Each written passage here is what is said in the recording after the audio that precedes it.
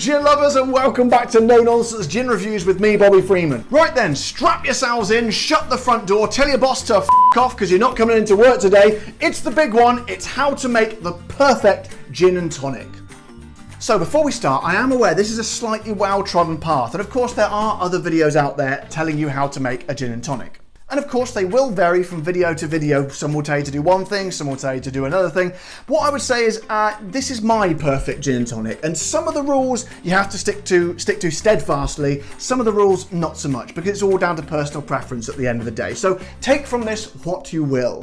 So let's get stuck in with rule number one, and that is the gin. And of course, as you probably guessed, this is one of those rules that doesn't need to be adhered to or stuck to every single time, because otherwise you'd be drinking the same gin every time and that would be boring. So what I've done, I've gone for a gin that is not only one of my favourites, it's also available all over the world. So most of you will be able to relate to this, and it is of course the Tanqueray 10, one of my absolute favourite gins, never lets you down. And I could have used the standard Tanqueray, but I just think this edges a little bit higher. Personally, I absolutely love it. Mwah.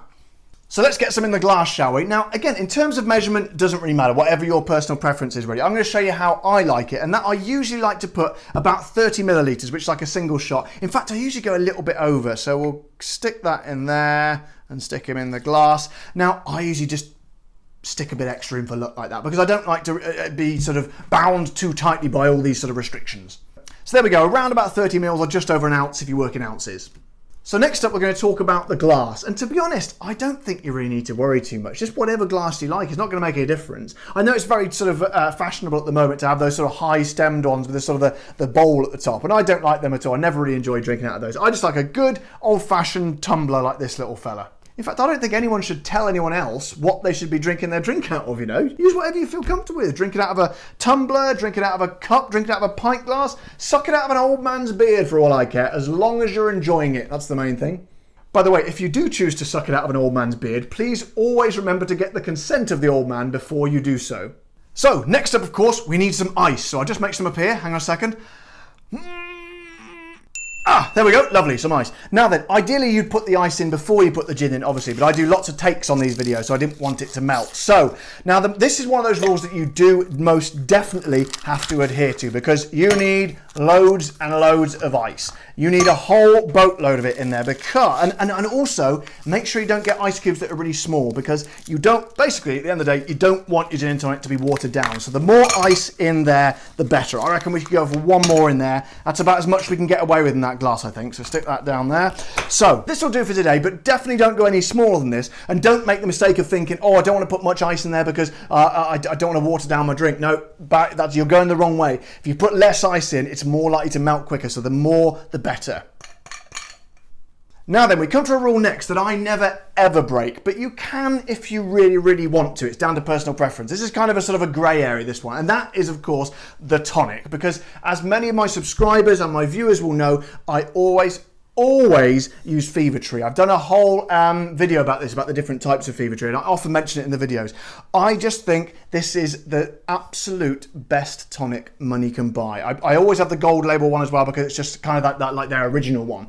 But it's wonderful. It's really good, and it just releases those flavours in such a way that many tonics do not. It's just wonderful. I cannot speak highly enough of it. Now then, in terms of quantity, I usually free pour it if I'm honest, but I did a little experiment before the video started. I free poured it into the glass, then decanted it into a measuring jug, and it's usually about 8 ounces or just over 200 millilitres, so, which is going to be something like this. Now try and pour it into the edge of the glass, because if you pour it all over the ice, you'll just end up with a big glass full of froth, and it will lose a lot of the fizz, and it won't be quite as good. Now then, last but by no means least, my friends, is of course the garnish. Now again, you have hundreds of options here. In fact, I made a whole video a few weeks ago all about different types of garnish. But I came to the conclusion, again, in my opinion, I think the orange peel works best for gin. I just think it gives it it's more to do with the smell and the aroma that hits your nose before it goes in, I think. And I like to slide the little fella down the edge like that. I just think that looks lovely. You can put 2 or 3 in at a time if you like, but it won't really make too much difference. Now then, get this. I was sitting in a bar in London the other day and I ordered a gin and tonic, and the guy put the gin in, he put the tonic in, he put the orange peel in. I thought, brilliant, this guy knows what he's doing. Before I had a chance to take a sip, he went to put a second orange peel in, but he must have made a mistake. He picked up the lemon peel now and he dropped it in.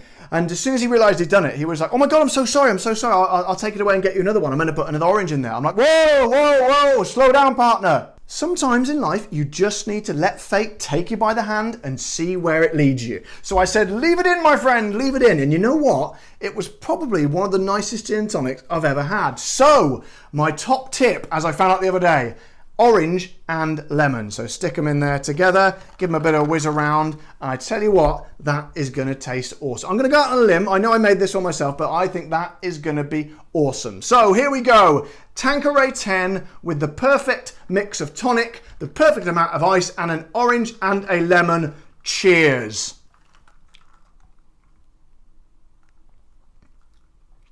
Oh, and I'm in heaven. Oh my God. Oh, I love gin. It's probably a good job really, because I do a gin channel.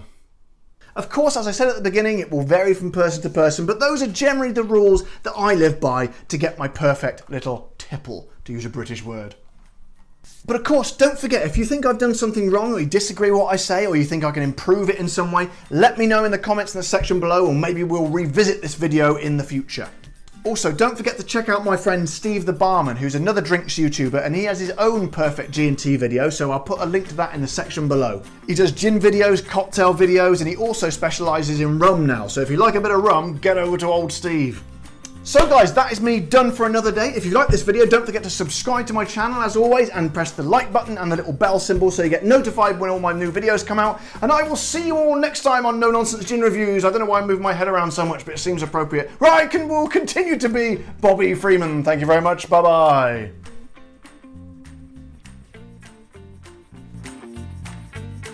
If you want to drink it out of a tumbler, that's absolutely fine. Drink it out of a stem glass. Drink it out of a... Oh,